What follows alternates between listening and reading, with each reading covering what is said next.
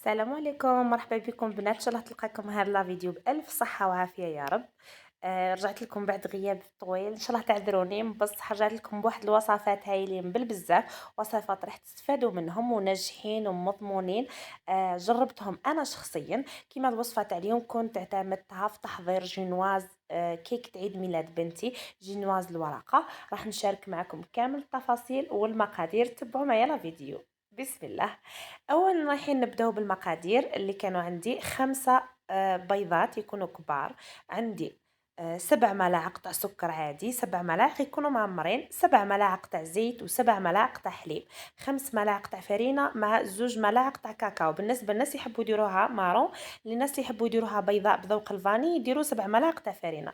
رايحين نحتاجوا ملعقه تاع ملعقه صغيره تاع قهوه تاع الخميره، ونحتاجوا قرصه ملح.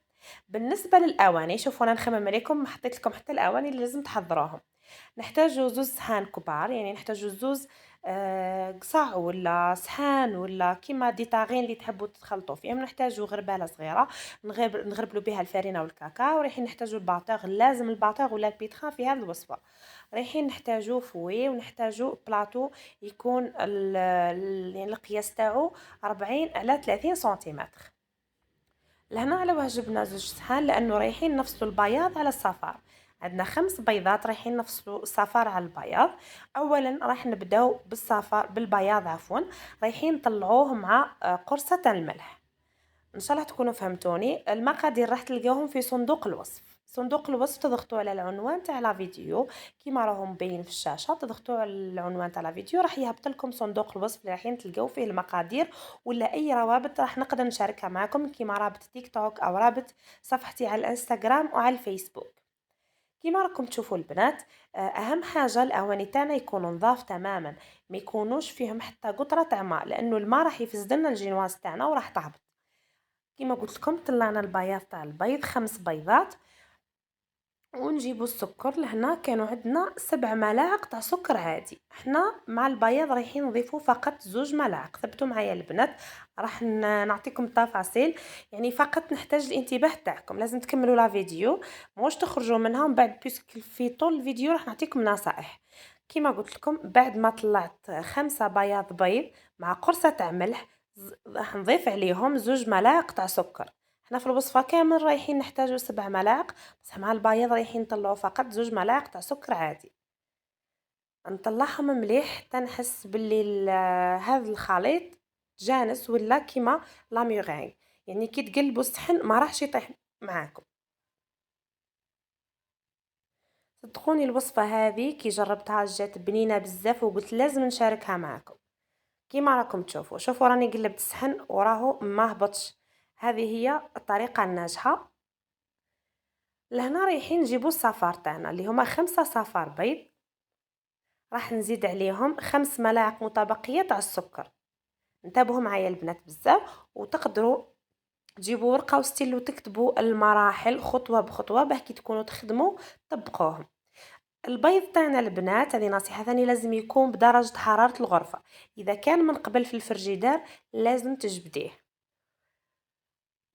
لهنا زدت معاها 7 ملاعق تاع زيت و7 ملاعق تاع حليب. ثبتوا معايا البنات، عندي 7 ملاعق زيت و7 ملاعق حليب. راح نضيفهم للصفار. البياض رانا طلعناه مع الملح و2 ملاعق سكر وحطيناه على جنب. دركا رايحين نطلعوا هذا الخليط مليح، من بعد نضيفوا عليه الفرينه والكاكاو والخميره.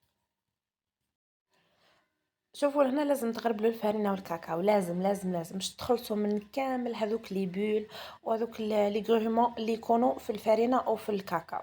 الطريقه هذه البنات اللي تعطفصوا البياض على الصفار ومن بعد نزيدوا الفرينه وحدها للصفار راح تجي طريقه ناجحه بالبزاف، وراح تجيكم جينواز خفيفه وهايله. ما عليكم غير تتبعوا المقادير بالضبط بعد تجيكم الوصفه ناجحه. لهنا شوفوا البنات، بعد ما درت الكاكاو والفرينه كيما قلت لكم اللي ما تحبش دير كاكاو دير مباشره 7 ملاعق تاع الفرينه. زدت لهنا لا ليفيغ شيميك ان كويير، مغرف تاع قهوه البنات، لازم تكون مغرف تاع قهوه صغيره تعمروها خميره. من بعد تحركوا مليح وتبداو تطلعوا ثاني بالباطور حتى آه، تتخلط كامل هذيك الفرينه مع الصفار تاع البيض وباقي الخليط.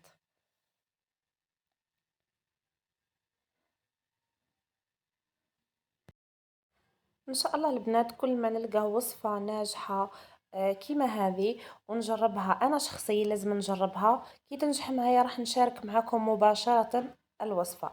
ما عليكم غير تتفاعلوا كيما قلت لكم، تضغطوا لايك وتضغطوا على على الجرس عفوا، باه يلحقوكم كامل لي فيديو.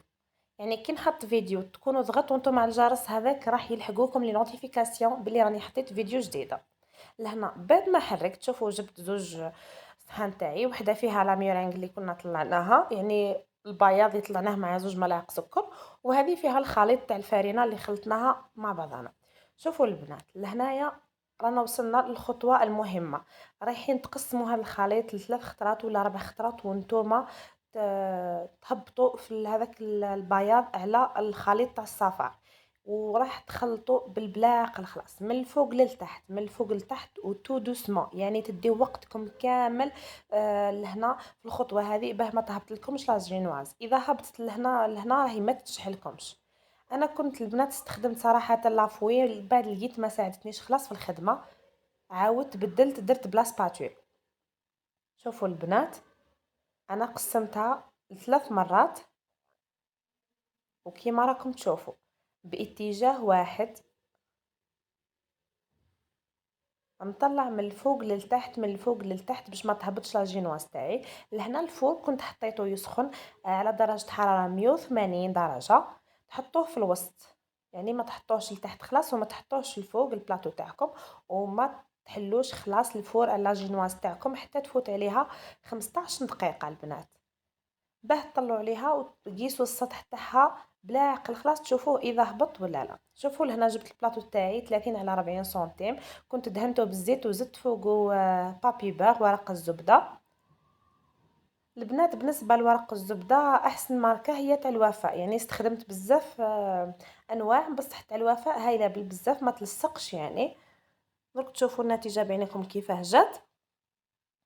لهنا رايحه نحط كامل، نهبط كامل هذاك الخليط في البلاطو، من بعد راح نجيب سباتول ونبدا نوزع هذاك الخليط على كامل البلاطو باش يجيني متساوي.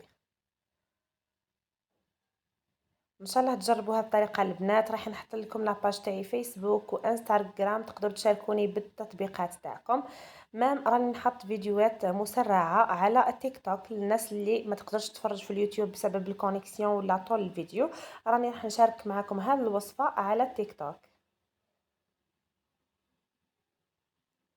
الروابط تلقاوهم في صندوق الوصف. انا لازم نحط يدي، انا كون ما نديرش يدي ما كيما راكم تشوفوا لهنا البنات بعد ما درت السطح بسباتولا راح نخبط البلاطو زوج مرات كيما هكا باه يتنحاو هذوك الفقاعات كامل. لهنا المقطع تاع الفيديو تاع الجينواز المارون اللي كنا حضرناها بعضنا تحذف لي، درت نفس الطريقه لكن جينواز بيضاء. لهنا باه تشوفوا النتيجه كي طيب البنات رايحين تحلوا الفور تاعكم وما تخرجوهاش منه باه ما يصرالهاش ان شوك، يعني تهبط كانت في سخانه كبيره ومن بعد تهبطوها. فهمتوني البنات؟